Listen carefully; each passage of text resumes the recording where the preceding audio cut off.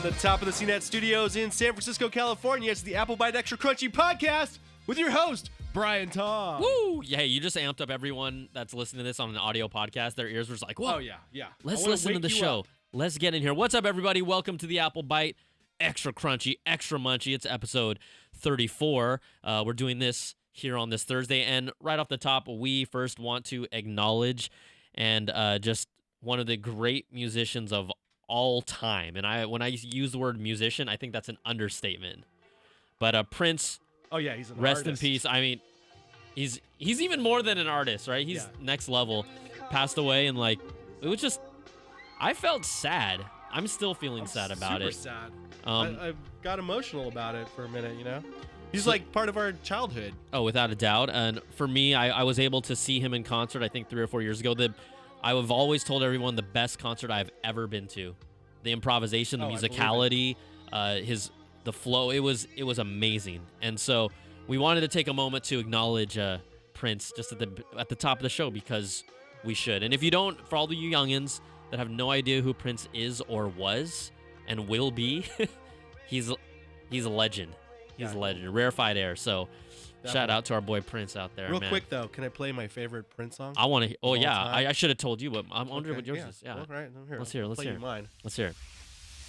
Oh yeah, 1989 Bat Dance. This is during the parade? When they play this music during the street parade, right? No, this is from the Batman soundtrack. That's what I'm saying, right? Yeah. Right? Oh, I don't know if it's during the parade. When the Joker's like just throwing cash all around. It could be. I forget. I haven't seen the movie in so long, but I watched this video like 3 times today. I was like, whoa, it still is so good. Oh, I got a live one here. There you go. Wait, I'm just gonna fast forward a little bit. Yeah, you gotta get. Yes. Yeah, this is the street parade that goes on. It has like the toxic fumes and the floats and everything. Oh, that's right. And he's like, you know. So cool. I dig it.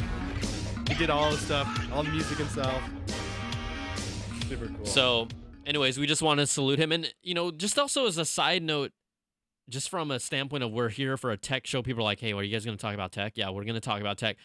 But just from the whole standpoint of digital distribution, iTunes, using music freely for parody, incorporating it into just this mashup remix world that the internet has become, Prince wasn't all about that. No, man. I searched far and wide to find those 2 video clips. They're going to be taken down like in the next half hour. I bet, because it was really hard to find them. And you know, a lot of his music is on iTunes, but I think that's because of his, you know, negotiations with the record deals. I mean, it's not necessarily him putting them on the iTunes, but the record companies put them there, obviously, and I don't think he was a fan of that. No, and also even just there was the Dancing Baby video that everyone talked about that was taken down because which song was it used? Do you remember? Was that from? But it used a Prince song. It used a Prince song. Yeah, that was from like Ally McBeal's TV show or something like that. And then it was put it on the internet, and other people were playing with it, and they took it down.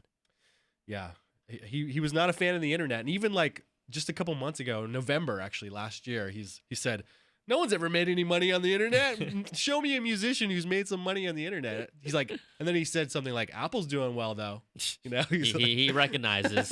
That's why we're here about the Apple Buy. And then one last note, I do remember, I think it might have been as recent as 3 or 4 years ago, but he actually released a physical copy of his album, and it was either put in a magazine or like a publication of a newspaper, but he made his CD available that way. Like he was still like, no, he's old school. He is old school. Yeah. So rest in peace, Prince. Rest in peace, Purple Rain. Yes.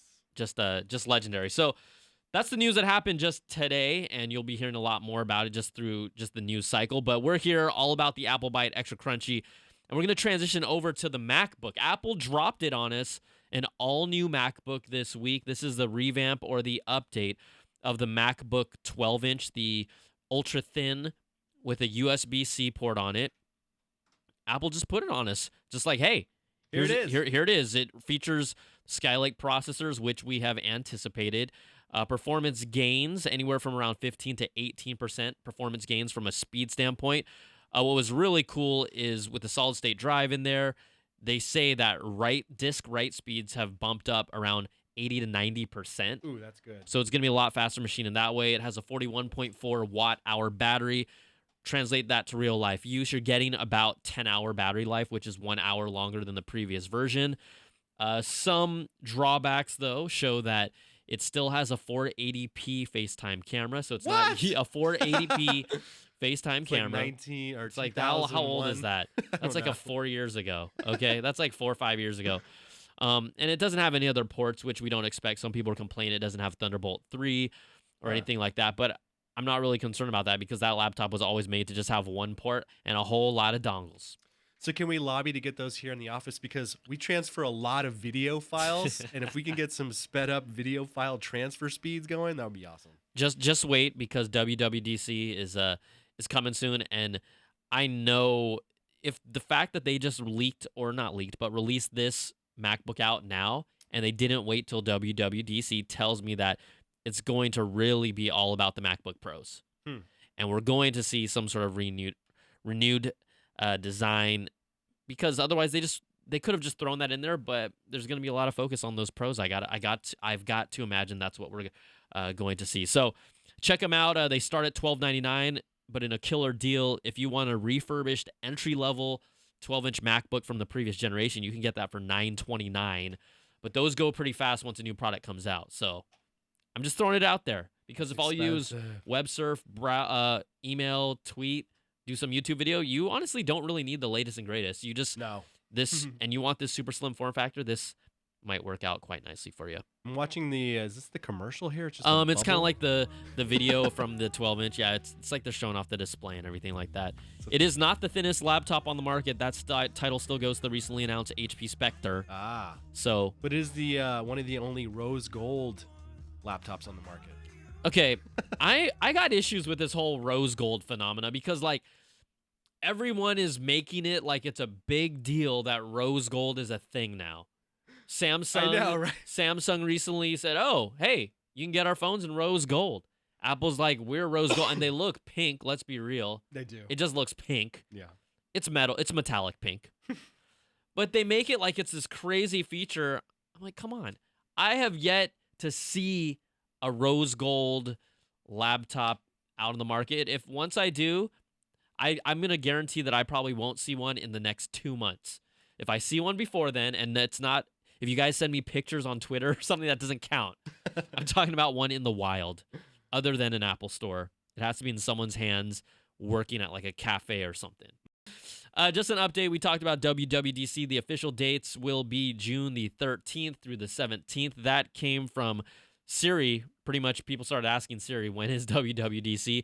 It was announced on Siri before Apple officially confirmed it. WWDC will be coming. There will be the same kind of ticket lottery process for you guys to go through. It's $15.99. That's not $15.99. That is $1,599 for your WWDC tickets. But that lottery will be happening as well. So you can expect to go through that process. The other thing that I do expect us to see here is we kind of talk about it, but MacOS will also appear at WWDC. Cool. Can we try that real quick with Siri? Yeah, just can you hold your phone up to your mic? Siri, when is WWDC happening? You gonna turn your volume on your phone? She's thinking for a long time here. The internet is horrible in this room. It's like, looks like Kit from Knight Rider right now. No, there you go. Developers Conference, WWDC, will be held June 13th through June 17th in San Francisco. I can't wait. She can't wait. She can't wait. Neither can I. Neither can a lot of people because they're hoping Apple does something like really cool. Like they need something really bad. This article coming out from Fast Company kind of reinforces some of the things that we've known, but gives us a few more details about Apple secretly pursuing a real hard push into original television programming content. Where's this kind of the breadcrumbs we've heard about them approaching people like Bill Simmons, even the Top Gear crew, which reportedly, we don't know if this actually did happen or not, has never really been confirmed. Those requests were denied. Apple is said to be seeking deals with triple A-list talent to create a full roster of shows. They're really trying to put it themselves on par with Netflix and Amazon. Apple's aim is to run several major shows at once, kind of like this whole huge rollout launch. My main thing is that Apple could have done this years ago. Again, they're behind in this whole content race. Look, a lot of amazing shows have kind of settled themselves specifically on a Netflix, which Steven still doesn't use. I don't have it. Oh my yeah, gosh, it's seriously, all the good stuff's on Netflix. It's definitely like destination television. It is. now. It is, and it's on-demand destination, right? How Yeah. can you beat that? Netflix invested over $6 billion just on content alone this year. $6 billion. $6 billion. That is streaming content as well as original programming. Apple's going to have a lot to catch up in that respect as well. So we'll see how this all shakes out. They said at Sundance Film Festival last year, towards the end of last year, very recently basically, Apple had an iTunes lounge. It hosted private invitation-only events with filmmakers, producers, and talent. Their teams have also been traveling to LA a lot because they're really trying to secure and get these original programming ideas. Yep. Right now, all we know programming-wise is that they're expected to do a Dr. Dre kind of bio series Yes. that's supposed to be racy and reportedly had like some crazy orgy in it. And then there was like some documentary about apps, Like or an something, app right? show. Yeah, it's just Without weird, like a app sh- developer thing. Yeah. Just watch Silicon Valley. That's all you got to watch. Yeah. Watch Silicon Valley. That's where it's at. You don't need any of that. So we'll see how that all shakes out, but that's what Apple is doing. In your latest iPhone rumor of the week, Ming-Chi Kuo is now stating that the rumored AMOLED screen-based iPhone that is expected to come around sometime in 2017 will also turn back the clock and bring us an all-glass body, like the ultimate shatter body. Yes. Let's just break every iPhone we see. Like, if you guys have seen the Samsung Galaxy S7 went to an all-glass body, and I think at least 2 people I know dropped it in the first week and it shattered it. Oh my gosh. And that was an iPhone 4S thing. That was Yes, iPhone that was a 4 and 4S 4 was thing. very glass. They still held up, but I don't know. I don't know if this is the right direction to go per se. Maybe they can come up with some all new form factor that'll convince us that it's really worth it, but we will have to wait.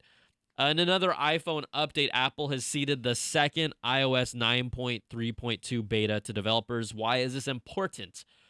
Well, it looks like they have restored the night shift ability in low power mode Oh yeah. in this version of the beta. They have Because brought they're it listening back. to the show. Yeah, They've been of listening course to they the do. show. They hear what we really want, so they fixed it. Thank We you. are the people. We represent your voices here. We don't represent Apple. We represent your voices. So allegedly, that is in the developer build. We hope to see that in the final build. This is 9.3, iOS 9.3.2 beta developer It's probably build. because some app exec was like in bed going, this is so annoying. Like the same thing I'm doing, like going to battery life, turning on low power Yep. mode, then go back, then turn on. He's probably doing the same thing for like a couple months. They're like, I'm just pulling my hair out. Absolutely. Absolutely. I dropped it on you. Yeah, you We, did. you know, we need a stinger for that whenever We someone do, can throw yeah. that in. It's just so bad that we're going to come up with something. Yeah. Something that you and I both have handy. I think so- of Rice Aroni when you say that. Like, Absolutely. What's the San Francisco treat. The San Francisco treat. That is true. Here's some other kind of side news. Apple CEO Tim Cook has been once again named one of the 100 most influential people by Time Magazine. Wow. It's its annual list. Tim Cook is recognized as a titan alongside many others. He looks so mean right there. He's a titan. What are you going to He's like snarling. He's like, why are you taking my picture? the whole I have tough guy. an iPad right here. You can take it with this iPad. Look, you can't smile if a picture's black and white. That's kind of a rule. If there's the vignette kind of shadowing along the side and it's a black and white picture, the rule is you cannot smile. You have to look tough. Okay, do we see any devices in this picture that we've never seen before? Paper I haven't seen in a long time. Oh wow, there's paper. Yeah, that's a pretty rare one. Okay. And then just jumping back, if you're an iPad Pro fan like myself, Johnny Ive has designed a one of one yellow iPad Pro for charity. I actually like this whole color scheme. This is kind of fun. It's This is playful. cool. It's yellow anodized metal, so it's really a bright yellow metal on the backside. It comes with a French blue leather smart cover. I like this. And then This the is the pen, cool color they should do right here. What are they doing? Making this one of one? Yeah. And then the pen has a Italian calf leather. I'm assuming it's softer. that wraps around the actual Apple Pencil. Oh yeah, it looks. I like the texture of that. So someone on Periscope just said, "Ew." They just throw up in their mouth. They threw up. Hey, you want to get some voicemails? Let's go see what we've got. Let's go see what the people have got to say. Again, I forgot to just remind us all on the top of the show, the number that you guys can all call is 1-800-616-2638. We love it. Your comments, your voice, your bad apples, name, where you're from, get to it, and you'll be in our show like the rest of these people are. All right. This is Jack from Wisconsin. Hey, Brian. Hey, Steven. This is Jack from Wisconsin. Absolutely love the show.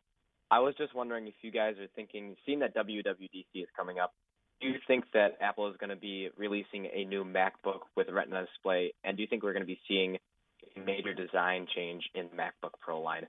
Thanks. Keep up the show. I absolutely love it. Have a good one.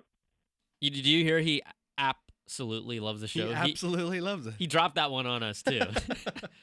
Like kind of what we alluded to early in the show, MacBook Pros have definitely got to see a major redesign at WWDC. 100% expecting that. We see the 12-inch released early, which all points to that's going to be the rock star of the show. We will see, obviously, the OSs, tvOS, iOS, and macOS. People in the YouTube chat room were like, "What's macOS?" I guess they didn't catch the show macOS. last week, but it's Mac OS. Apple is expected to change the name of Mac OS 10 to macOS to align with iOS and tvOS and watchOS. I'm gonna create a character that just does that all day. Oh, yeah, it could be like they could all be different characters, like Teletubbies or something. Okay, let's go to the next call. All right. This is a good one here. Here we go. Hi, my name is Rawan Zubayd, and I'm calling from Kuwait. I love your show, and I have a question in regards to Apple iPhone apps for the 6S. I was wondering, are there any apps for people with disabilities, specifically anyone with cerebral palsy like myself? And does the Apple Health app that's included in the phone work with people that are doing physical therapy, not just exercise? And if it does, how would I set that up, especially since I have an Apple Watch? All right, so I did do some research about this and I searched cerebral palsy and other medical apps in the App Store, and I didn't find much. I really found like 2 or 3, but most of them are just for just Diagnosing it, right? Yeah, diagnosing it. And there was a couple exercise apps, but I don't think it's really what he's looking for like tracking his exercise and stuff like that. But I was thinking also maybe the iPad has some more robust apps, but there really wasn't much. It might, the thing about it is really what most companies have done with Apple. They have their accessibility features, which I'm sure you've dug into more than enough. But anything specific to even the health app being able to track some of your movements, it's not going to probably be the most accurate if it's really looking for a specific type of stride or gait. So we will keep our eyes open, but we wanted to address it just because, A, we love that you're a fan of the show and you're calling all the way from Kuwait. Yes. And we'll keep our eyes on this. And if this is the best way, a lot of times we have listeners from around the world. If you guys have any input or ways that you can let us know about maybe an app that you use or a family member uses, this is a great way to kind of build that community of like, hey, maybe try this. This may not do everything for you, but this might help. So yeah, we throw it out to the Apple Byte.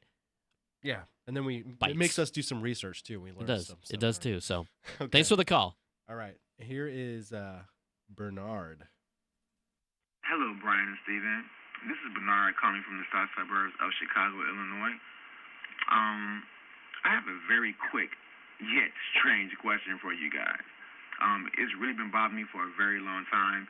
I've asked this question from different people and no one has been able to answer it. So I'm going to go ahead and give you guys a shot. Maybe you can help me out. Let's see here. Why is it that Apple does not allow you to make ringtones with your songs that you have on your phone? For example, if I buy a song from iTunes They have apps you can download and you can actually turn the song into a ringtone, but you can't use it or you cannot manipulate it and do whatever you want to do with it until you actually connect it to a computer. All right, I'm going to stop it there. Yeah, you can stop them right there. Yes. So you can do this in iTunes. Yep. You can't do it with your phone. You cannot. No, and a lot of this has to do also with performance rights. So there was a ruling a long time ago where if your phone rings and there's a song playing and there's like 5 people around and they all hear the song, it's almost considered a performance royalty.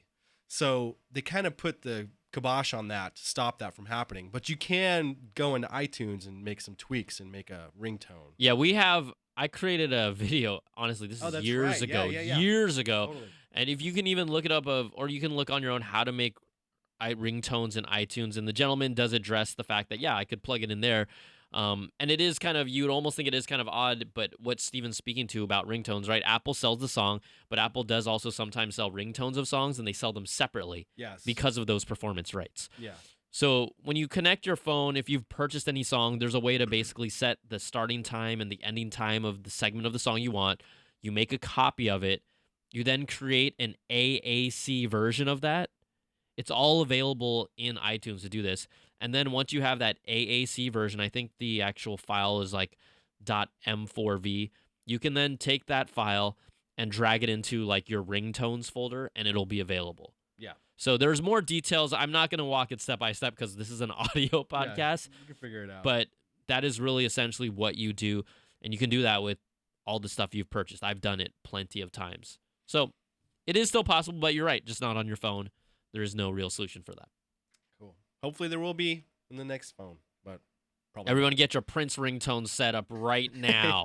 Yeah, everyone's doing that today. Okay. We got one more call.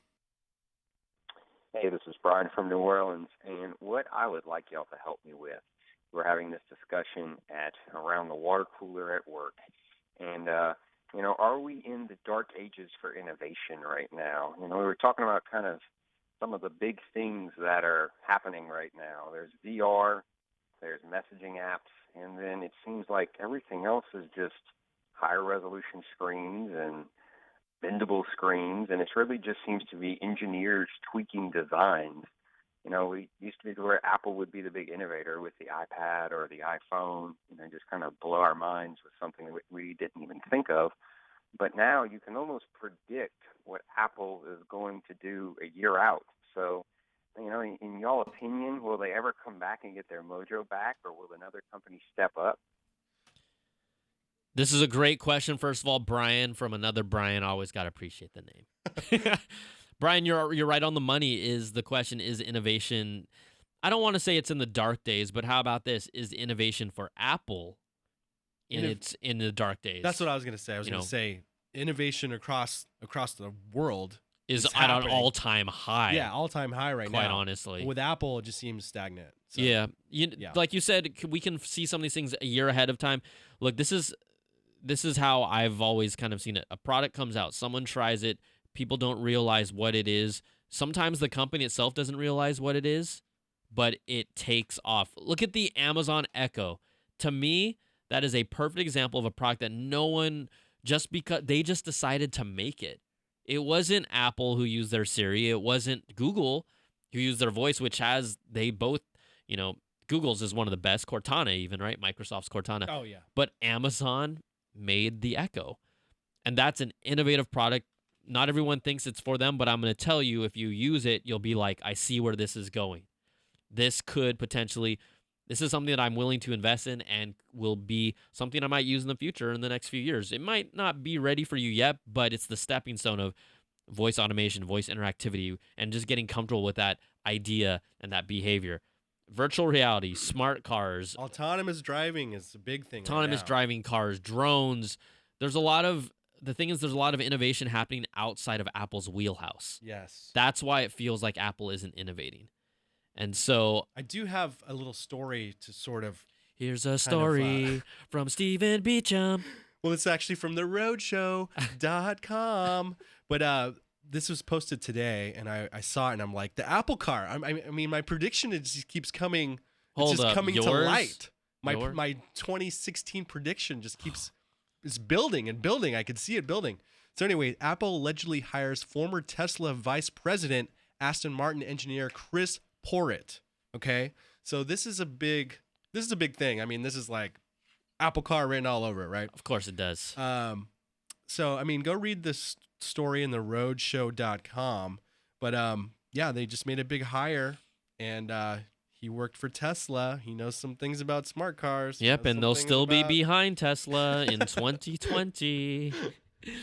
It's like, anyway, I just thought that was cool. So, of course, what's the best way to try to catch up? Hire a guy from your competitor. Hire the dude, yeah. Even though the competitor's way ahead of you. I mean, Apple doesn't even have a frame of a car right now. Okay, let's be real. Yeah. And the Tesla 3, they have said it's expected, even people that put their name on the pre-order, their models might come around like 2019, 2020. Yeah, totally. It's a ways out. So even if Apple announces something, it's not like they're going to have millions, tens of millions of units like they do an iPhone. This is a car. Yeah.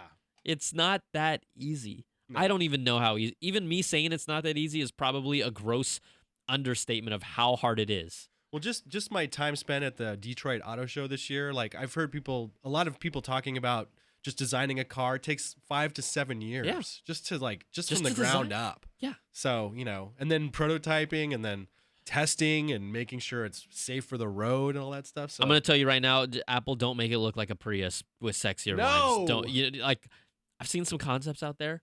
Even years ago, like 5 years ago, people were like, what could it be like? Don't do that. If you do that, seriously. So we went from the guy's question about innovation to like the Apple car, but it's not going to be innovative. You know what I mean? No. We don't know, but it's not innovative if it's already been done and done well. Like Tesla's car has been done well enough where you can't tell me something's going to leapfrog it by 5-10 years. Yeah, Tesla's car looks cool too. So you once a product gets to that like big jump ahead of everyone else, then everyone else kind of plays catch up, then everyone else starts catching up to each other, and then it becomes like very subtle improvements and no innovation. Yeah. But innovation is not dead in other areas. It's just Apple's consumer product space, that's where it's dead. If Apple had come out with the Echo, quite honestly, that could be everyone would have it would have been an innovative product, but unfortunately Siri isn't that great compared to other voice recognition as well. It's gotten a lot better, don't get me wrong, but it's not as good as the others. No. So there you go. All right, ladies and gentlemen, boys and girls, I think we're going to call it a day today. I think so. We're going to wrap this up. Again, this is the Apple Bite Extra Crunchy. Every week, we do this darn show together. Thanks so much for watching. Thanks so much for calling. Thanks so much for being a part of our show. We will see you all next week. Peace.